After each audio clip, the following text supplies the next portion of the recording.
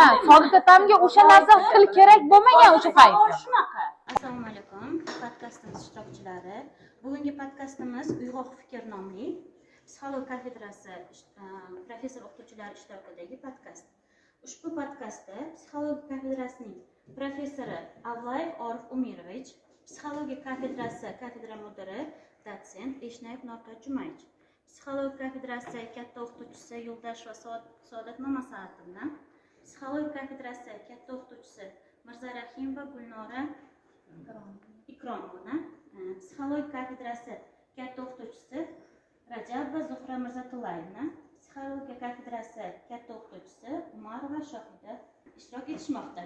Bugungi podkastimiz mavzusi raqamli davr va raqamli davrni hozirgi yoshlardagi yoshlar ongida va yoshlar psixikasidagi ta'siri haqida suhbatlashamiz. Xo'p, ustoz, sizga birinchi savolim, bugungi yoshlarning stressi kechagi stressdan nimasi bilan farq qiladi? Sizning ilmiy va amaliy tajribangizga tayangan holda aytsangiz. Xo'p, bugungi talabalar va yoshlar, yosh mutaxassislarda stressning qanday yangi yo'nalishlari ko'rinish olmoqda? Rahmat, avvalo savolingiz uchun. Demak, bu savolga bitta alohida xususiyatlarni e'tiborlashimiz kerak. Hozirgi yoshlar bilan bugungi yoshlarni farq. Stressga kelib chiqishi juda ko'p omillarga ega bo'lishi mumkin. Bilasizlar, aynan stressga kelib chiqishi ko'pincha inson o'zidagi o'sha jismoniy energiyasini to'g'ri yo'naltira olmaslik holati ko'proq holat bo'ladi. Hozirgi yoshlar oldingi yoshlarda bitta farq bor. Hozirgi yoshlar jismoniy xatti-harakat qilish ancha muncha chegaralangan. Hamma narsa raqamli texnologiya amalda bo'lyapti va natijada ularning harakati jismoniy ish nima qilishi chegaralangan va natijada bu energiya ko'pincha ularni stressga olib kelish ehtimoli yuqori. Hozirgi bolalar, oldin bolalar juda ko'p mehnat qilardi yoki o'z dalasida ishlardi yoki bo'lsa bironta ishni amalga oshirib borib kelardi. Hozir hattoki hozir to'g'ri aytsam uydan turib xohlagan nimasini nima qilish mumkin? Hech qanaqa uydan chiqmasdan turib materialni olish mumkin. Bu esa ko'pincha energiya, ya'ni o'sha energiyaning noto'g'ri sarflanishi, to'planishi, bu esa ko'pincha nima olib kelishi mumkin? Stressga olib kelishi mumkin. Bu hattoki Freydning ham nazariyalarida bor, Adlerning nazariyalaridan ham borki, agar inson o'sha energiyani to'g'ri ijtimoiy foydali nimaga yo'naltira olmasa, uni ko'pincha chegaralar bostirib tursa, u borib uni nimaga olib keladi? Ichki zo'riqishlarga va ziddiyatlarga olib keladigan xulosalar bor.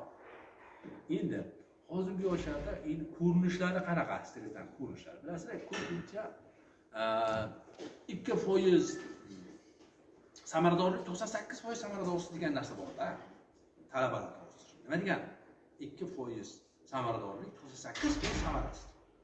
Bizning talabalarimiz, bizning ko'pincha yoshlarimiz hozir buni birinchi eng asosiy sababi tezda natija olishga intiladi, tezda. Va tezda boyib ketish va tezda natija ko'rish va sabr degan narsa bo'lmaydi. Bu aynan birinchi xato mana shu. Ya'ni 2% natija yo'q, 98% nima? Samarasiz. Shuning uchun bu ham o'z navbatida nimaga keltirib chiqaryapti? Ularda stress vaziyatlarga. Chunki talaba har doim bir ishni amalga oshira olmasa, u umidsizlikda va o'zini nima deymiz? Tushkunlik kayfiyatlariga keltirib chiqarish ehtimoli oshiryapti-da. Endi bundan tashqari hozirgi vaqtda eng ko'p nima stressni keltirib chiqaradigan omil bu axborot tezligi ham bo'lishi mumkin. Sabab oldin masalan bitta mamlakatda bo'layotgan nima notinch holatda unchalik axborot tizimida bilmaslik mumkin. Hozir juda tezlikda. Hozir agar Telegramni ko'rasiz, WhatsAppni ko'rasiz, bitta sal nima bo'lsa ham birdaniga yetib keladi, to'g'rimi?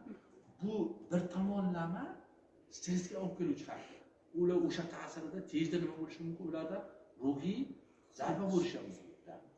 Bu ham o'z navbatida o'sha raqam texnologiyalari ba'zi holatlarda o'sha shaxsga nima salbiy ta'sir etishda, ba'zi bir bolalarga, ba'zi bir shaxsga bunday axborot uzoq vaqt ta'sir etadi, ba'zi buncha ta'sir etmaydi. Aksariyatda bu salbiy ta'sir etishi. Shuning uchun bu eng katta yangi ko'rinishi bir raqamli stressga keltirib chiqarishi deb deyish mumkin. Bilasizmi ustoz, raqamli o'sha stresslar olib kelayotgan jarayonlari o'sha biz aytayotgan bizga kelayotgan axborotlarni farzandlarimiz filtrsiz qabul qilishi. bu kerakmi kerak emasmi, ular bola bo'lgani uchun u narsani ma'lum miqdorda kerakligini ham kerak emasligini ham qabul qilaveradi, birato'la hammasini qabul qiladi. Bu esa ma'lum miqdorda stressga, jizzaklikka, asab buzishga va o'zida qandaydir ruhiy holatlarni uyg'otishi mumkin.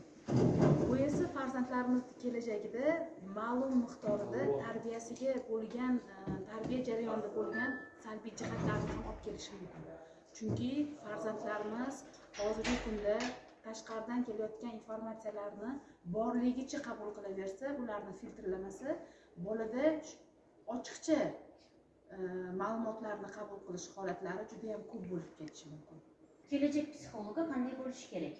5-10 yildan keyin muvaffaqiyatli psixolog bo'lish uchun bugungi talabalar nimalarga e'tibor berishi kerak deb o'ylaysiz?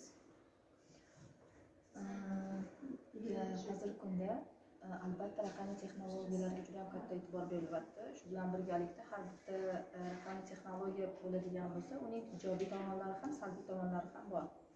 Albatta ijobiy tomonlari bizning vaqtimiz va imkoniyatlarimizni kengaytirib beradigan bo'lsa, salbiy tomonlari albatta bizning psixikamizga, ruhiy holatlarimizga jiddiy ta'sir ko'rsatadi. Albatta psixologiyani to'laqonlik sun'iy intellekt bilan 100% bog'lab bo'lmaydi, chunki sun'iy intellekt o'z nomi bilan sun'iy va insonda ham ana shu bilish jarayonlari, hissiy emotsional holatlar va individual xususiyatlardan kelib chiqqan holatda to'laqonlik emas, qisman sun'iy intellektdan foydalanish mumkin. Albatta ilm va texnologiyani birlashtirilgan holatda. Chunki sun'iy intellekt biz o'sha insonlardan oladigan natijalarni raqamlashtirib, natijalarni tezkor chiqarib berishi mumkin. Lekin biz baribir ham insonlar bilan insonlarning ruhiy holatlarini o'rganayotganimizda, ularning hissiy emotsional holatlarini ko'z bilan his qilib, emotsional tomonlama qabul qilamiz. Albatta sun'iy intellektda bunday imkoniyatlar ma'lum darajada cheklangan va hozirgi kunda talabalarimizni o'qitilayotganda albatta hissiyotlarni, emotsiyalarni chuqur insonlarda o'rganib turib, ana shu hissiy emotsional holatlarni nima deydi, sun'iy intellekt bilan bog'lash tavsiya etiladi, lekin 100%lik sun'iy intellektga o'tish ma'lum darajada insondagi holatlarni ochib bera olmasligi mumkin. Chunki baribir insonni to'laqonli yuz ko'rinishidan 100% ularning undagi holatlarini biz bila olmaymiz.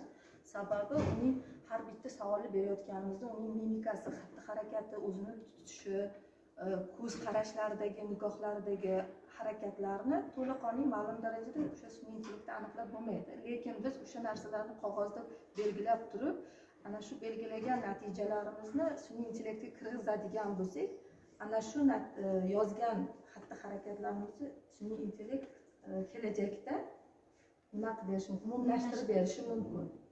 Lekin baribir ham inson omili kelajakda ham, kelajak psixologiyada ham birinchi navbatda inson omili qatnashishi kerak bo'ladi. Endi sun'iy intellektga bizadagi hozirgi kundagi sun'iy intellektdan oladigan eng katta imkoniyatlarimiz bizni birinchi navbatda ishimizni samaradorligini, sifatini va tezligini oshirib beradi. Lekin birinchi navbatda albatta buning zamirida tabiiy intellekt turadi. Chunki inson har fikrlaganida fikr, his va harakat, bu kognitiv terapiya deyiladi. Birinchi navbatda his, harakat, fikr va harakat natijasida inson oldinga qadam qo'yishi mumkin.